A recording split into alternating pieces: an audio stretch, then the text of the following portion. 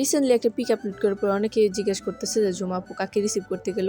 আসসালামু আলাইকুম, কি অবস্থা সবার? আমি তোমাদের ঝুমা আপু। অনেক বছর পরে মনে হইতেছে একটা ব্লগ নিয়ে আসলাম। তো ভোরে ভোরে উঠে রেডি বেডি না হয়ে কিছু না করে দেখতেই পারতেছেন একদম সিম্পলি বের হয়ে গেলাম।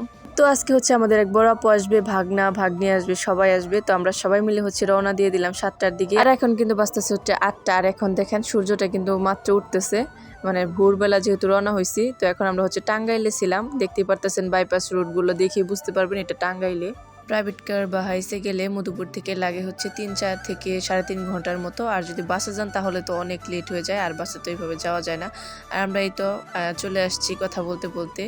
আর এখানে আসার পরে তো অনেক সুন্দর, মানে ভালোই লাগে আসলে। শহরের এক পরিবেশ আর গ্রামের আরেক পরিবেশ।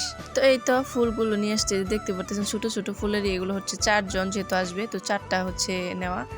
আর আপু ওরা কিন্তু বছরে 2-3 বার আসে, তো সেই ক্ষেত্রে ছোট ছোট ফুলই নেওয়া, না হলে বড় একটা তোড়া নেওয়া হইতো। আর এই হযরত শাহজালাল বিমানবন্দরের কিন্তু আসলে অনেক মানুষের অনেক আবেগ স্মৃতি কিন্তু এখানে জড়িয়ে আছে, কারণ এখানে অনেক প্রিয় মানুষ দূরে সরে যায়, আবার অনেক প্রিয় মানুষ অনেক বছর পরে ওরা আসে। আপনাদের কার কার কোন আপুর হাজবেন্ড বিদেশ থেকে অবশ্যই কিন্তু কমেন্ট করে জানাবেন। আর এটা পুরানো শাহজালাল বিমানবন্দর। আর কিন্তু নতুন যে ইউনিক দেখতে পাচ্ছেন পাশে কিন্তু নতুন আর একটা বিমানবন্দর হইতেছে, সেটা কিন্তু আরো ইউনিক হইতেছে। আশা করি এটা অনেক ভালো হবে। সেটা এখনো চালু হয় নাই, ইনশাআল্লাহ মনে হইতেছে হয়ে যাবে দেশের সবকিছু ঠিকঠাক হলে। আর আজকে কিন্তু শোক দিবস, আল হাদিমা মারা গেছে, এটা খুবই দুঃখের বিষয়। আর এই যে আমরা এখানে অপেক্ষা করতেছি, আর আমাদের কিন্তু ভিতরে ঢুকতে দিতেছেন। এখনকার সিস্টেমটা অন্যরকম করে ফেলছে, আগেরটাই ভালো ছিল মনে হয়। তো আপনারা কিন্তু কেউ কিছু মনে করবেন না, কারণ জার্নি করে কিন্তু চোখের নিচে মনে হইতেছে কালি ভরে গেছে। আমাকে তো ঢুকতেই দিবেন, আমি জোর করে ঢুকে গেলাম। এই তো অপেক্ষা করতেছি তাদের জন্য। আজকে ডিসেম্বরের 20 তারিখ। আজকে প্রচুর ভিড়, যেহেতু এটা শীতকাল। অনেক মানুষ ডিসেম্বরে যে বাংলাদেশে আসে যারা প্রবাসী থাকে। আর এইখানে তো আইসা দেখতেছি যে চাইনিজ, কোরিয়ান, মানে অনেক ধরনের মানুষ এখানে আসতেছে।